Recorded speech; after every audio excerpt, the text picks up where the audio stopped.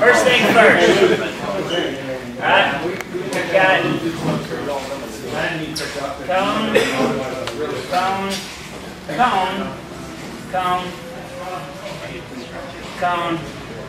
cone, okay? This is the exit cone, this is the turn-in cone. Alright? And then we got brake markers right there and permanent markers, okay? Nice.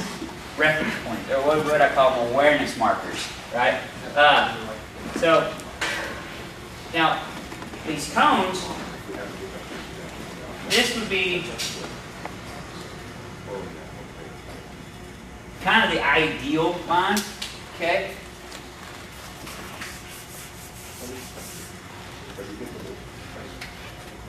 This was not created. Right, stop talking about my line. That's what I saw. That's a defensive one. Yeah. Well, you know what line that was? That was a, you know, I'm looking at my front tire, and when I see the edge of the track, I'm going to turn line. Okay? Because you weren't looking far enough track. And then you'd get there, you'd overturn, you'd like, oh, and then you'd overturn again. Okay? It was bad. It was real bad through there, especially. Okay, guys? Let's slow down this next time. Going through there. Not as slow as Carlo went whenever I almost killed him. But let's slow down. I almost ran into you in turn 1 until you broke so hard right there in front of me. I was about 2 bikes behind you, like, God dang, Carlo. So I didn't get a chance to follow you guys in a round robin. Oh, well, I got a lot to do. But anyways, okay. We're going to come in here, we're going to turn in, we're going to be looking for this cone as we're coming down here. We're not going to be looking for this, okay? We're looking for the cone, we're going to turn in, get down to this cone, and the cone is right on the curve, right? Real nice, right?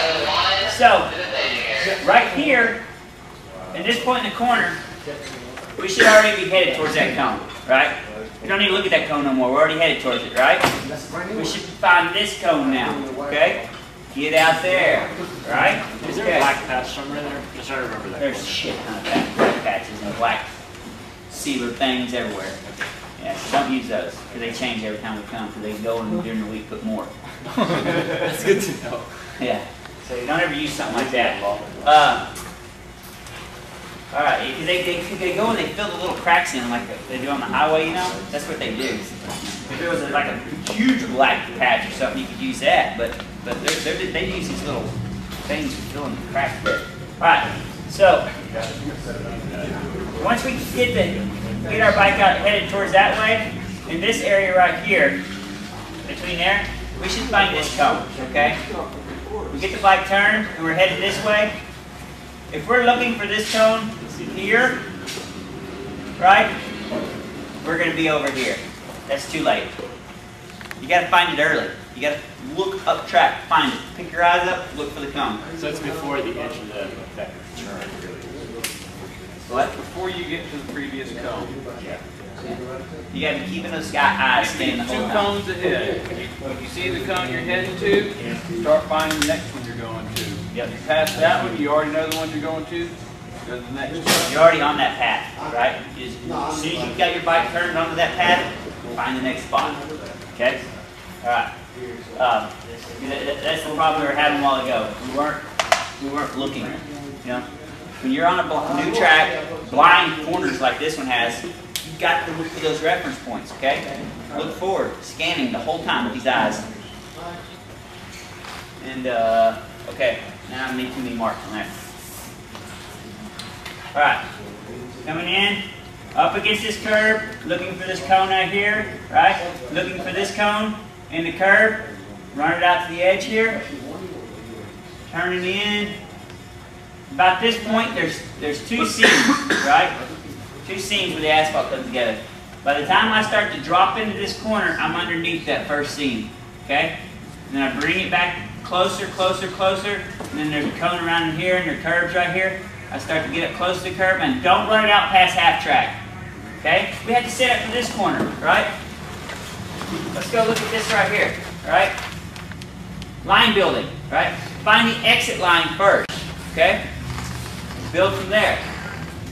Can't come out of here and come over here when we know that we got to be here to set up for this corner here. All right? That's how we want to be there. So if we drive out of this corner, we just screwed up step one right off the bat. And I've seen that a lot. Okay? Then I've seen you guys coming into this one real tight, and then you're over here, right? Hitting the bump, aiming right at the bump, so you can't steer because you're hitting the bump, right? So come out of here, don't go past mid-track, and then bring it back, and then set up for this corner, and you're right on line. Got it? Anybody got a question about that? Okay. Yeah, Scott.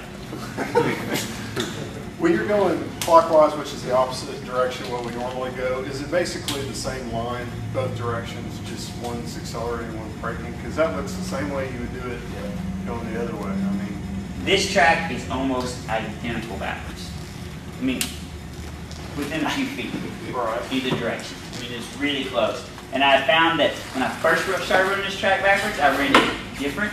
And as I got going faster and faster and faster, I found that once I altered my line and got onto the same lines I do the regular direction, I found that it's way faster. Better grip, everything. And that brings us to our next corner. Okay? Real quick, go back to the previous corner. Is there a turn in? There's a big bump right here. I like to get the thing turned over here and start decreasing lean angle and drive on the inside of that bump coming out. Okay? Inside the bump. Okay? Right? And then as I come down to here, I get set up.